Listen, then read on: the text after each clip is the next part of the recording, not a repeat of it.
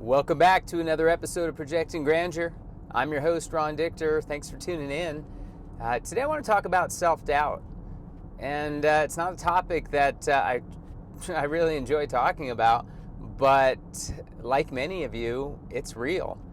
And self-doubt is something that creeps in on all of us. Doesn't matter how successful or how focused you are. Self-doubt is something that we all face with in some way, shape, or form, some more than others.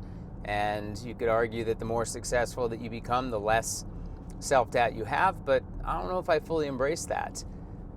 So I am embarking on, as I've discussed, a new business, and it's something a little bit outside of my norm and something that I don't know as well as maybe some of the other businesses that I've started. And inevitably, as I start into this journey, I start to question things that I'm doing. I even start to question a little bit about the why. I talk a lot about you have to understand your why, but self-doubt is something that plagues all of us. And you wouldn't be human if you didn't have some form of self-doubt. And I know that you hear a lot of people say, well, you just have to be confident, you have to put the right mindset, and I agree with all of that. But that doesn't mean that you're immune from having some version of self-doubt that creeps into your way of thinking. And the topic today about self-doubt is to, one, understand it and don't shy away from it, but more importantly, how do you deal with it? How do you face the self-doubt that you're dealing with in your life, whether it's in business, whether it's in your personal life, maybe you're trying something new that you've not done before, but where and when does that self-doubt come in, and then how do you handle it is really important. And I don't even want to pretend to be a psychologist and that I can give you any sort of medical reason or why. I can only tell you what I'm facing and how I'm dealing with it, and hopefully that will help you in your journey. So, as I said, I'm getting into a new business, and there's lots of ups and downs. It's early days, it's startup mode, so it's a bit of a roller coaster, as I get going through it, and I start questioning a lot of things. And lately I've been questioning two things specifically. One is the distribution model and how I'm getting to market, and two is, do I have the chops to be able to compete in this market where it's got a bunch of incumbent legacy players that have been doing it for years and in some cases decades longer than I have. Who am I to say that I have the right to go compete with them? And so as I've been dealing with those two things, I've had to sit down and objectively remind myself why I did this in the first place, and understand, the frame of mind that I had when I was saying, okay, I want to go do this thing, why I wanted to do it, why I felt that I had a thesis to be competitive, why I thought I was going to be successful. Because again, business is not a straight line. It's a bit like spaghetti, and it's it starts out with this perfect plan, and then all of a sudden you start to boil the plan and things get a little bit curvy. And that's really how I think about business is, we have this idea and it's like an uncooked piece of spaghetti that's just a straight line. And as we put it in the water and we start to actually make the spaghetti, we realize, whoa, like we thought it was going to go up, but it went down. We thought it was going to go right and it went left, and we have to learn how to pivot. So with my distribution model, my whole goal, my whole thesis has been around bringing on customers with features, meaning have a good product that gets the customers in there, but then letting the customers be your advocate, be your salesperson, be your channel that helps drive the business. And as I started to get down this path, I realized that not all businesses want to be your advocate. Not all businesses want to help you grow. And so trying to figure out the compelling reason as to why and helping them understand the why has been something that helped me get through that self-doubt. Because when you put stuff out there, you have this vision in your mind of what it's going to do, but until you put it into practical application, it's just a theory. And so what I found when I went to the market is that I put stuff out there that was really compelling on paper, but nobody took the time to read it. And so what I decided to do was to start calling the businesses and explaining to them.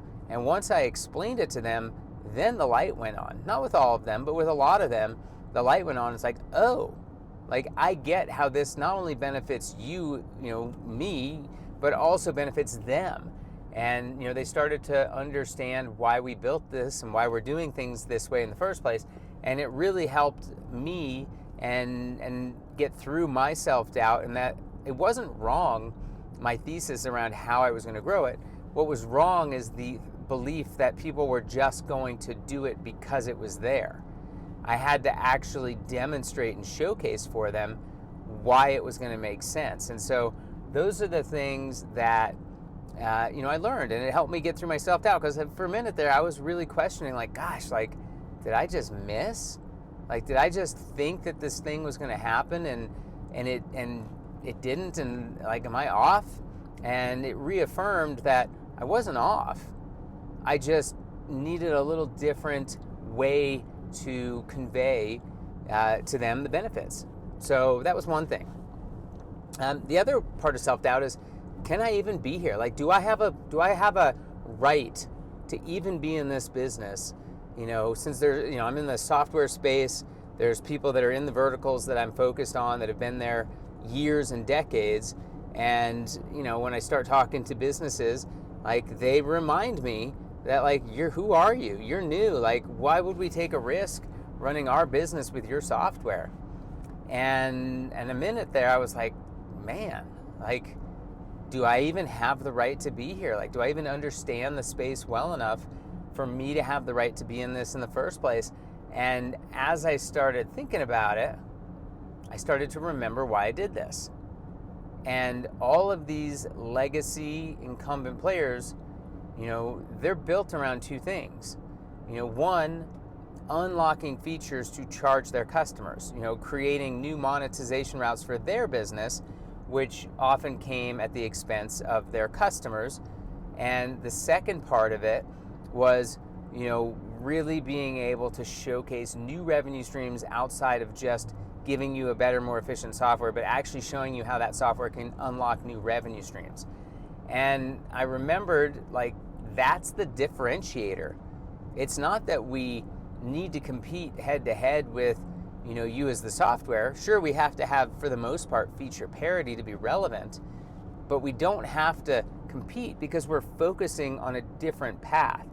And once I got, that in my mind and I started to explain it, again, it comes back to a very similar case of the distribution model.